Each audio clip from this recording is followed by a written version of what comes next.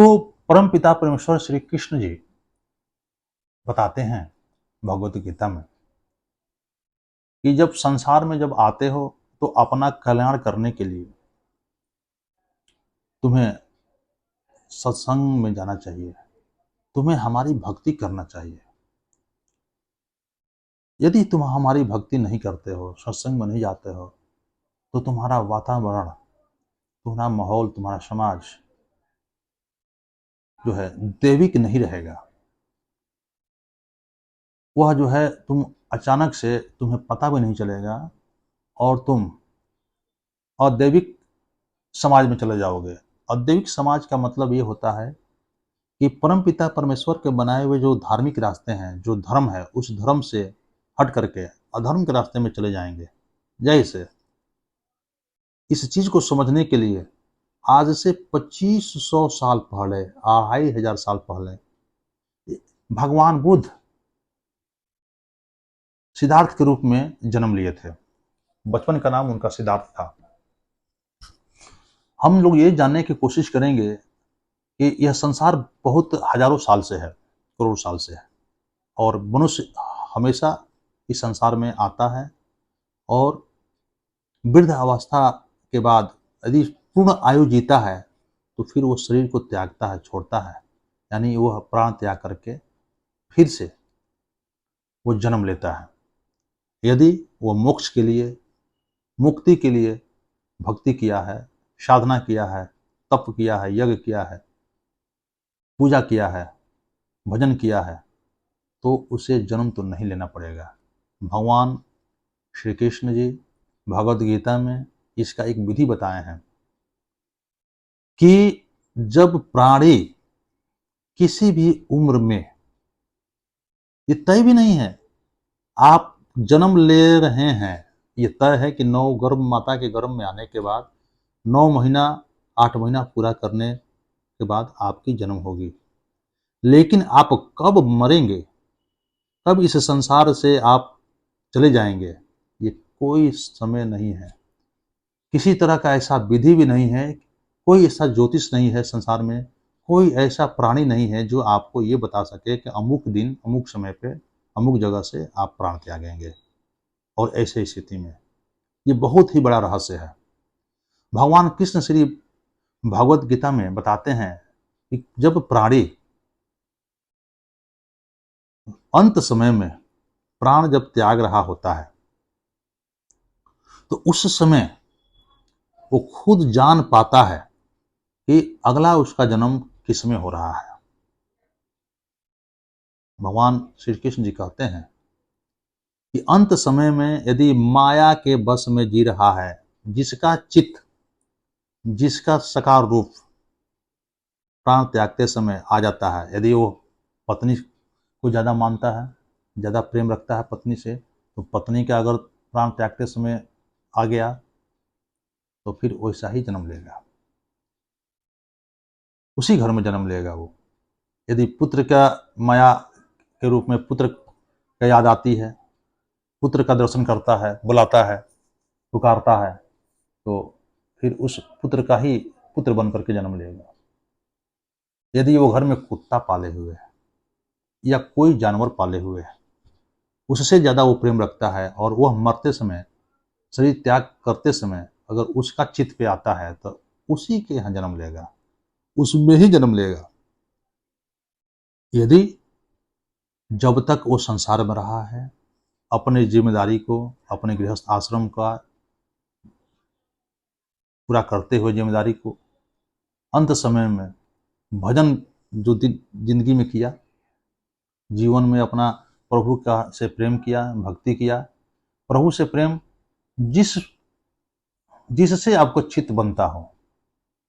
आप बचपन से जो पूजा पाठ आप करते हैं, उस पूजा पाठ में जो साकार रूप से या निरंकार रूप से, यदि आप बचपन से हनुमान जी को मानते हैं तो हनुमान जी को, माँ देवी भगवती को मानते हैं तो भगवती जी को, यानी माँ जो है काली को मानते हैं तो काली जी को, यानी कि आप जिस परम पिता परमेश्वर या देवी को मानते हैं उन्हीं का भक्ति करते हुए अंत समय में यदि चित्त पर आ जाता है तो आप समझिए कि परम पिता परमेश्वर के धाम को चले जाते हैं और आप जन्म मरण के चक्कर से मुक्त हो जाते हैं, मोक्ष की प्राप्ति हो जाती है। ये भगवान श्री कृष्ण ने भगवद गीता में बताया है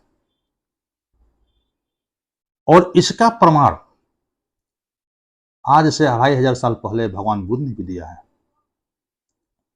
वो जो बताए, उन्होंने किसी भी ईश्वर का नाम नहीं लिया, किसी भी तरह का उन्होंने देवी देवताओं का अपने ज्ञान में जिक्र नहीं किया। लेकिन हम लोग समझेंगे एक प्रमाण के रूप में, एक एग्जाम्पल के रूप में, कि उनके साथ क्या हुआ था, कि इस संसार में रहने के बाद उनके अंदर क्या हुआ कि वो जानने की कोशिश किए कि हमारी मुक्ति कैसे मिले। रोज वह चीज हम भी देखते हैं, रोज आप भी देखते हैं, संसार के हर एक प्राणी रोज उस चीज को देखता है, लेकिन कॉन्शस नहीं है, कभी सीरियसली गंभीर रूप से ध्यान नहीं देता है। नतीजा क्या होता है कि यह जीवन ऐसे ही निकलता जा रहा है, निकलता जा रहा है, और अंत में क्या होगा, जब शरीर छूटेगा, शरीर जब आप त्यागेंगे, तो जिस चीज के लिए पूरा जीवन गुजार दिए, संसार में जो जी रहे हैं हम आप, या संसार में जो भी प्राणी जी रहे हैं, क्या चीज के लिए जी रहे हैं? पहला नंबर रोटी कपड़ा मकान, उसकी जो इच्छाएं हैं, उस इच्छाओं को पूर्ति करने के लिए जो परिश्रम कर रहा है, सफल होने के लिए, सफलता का क्या परिभाषा है? भौतिक रूप से जितने भी साधन आपके पास आ जाएं, अचीवमेंट कर लें, चाहे गलत करके चाहे सही करके, और उसमें खुश रहें आप।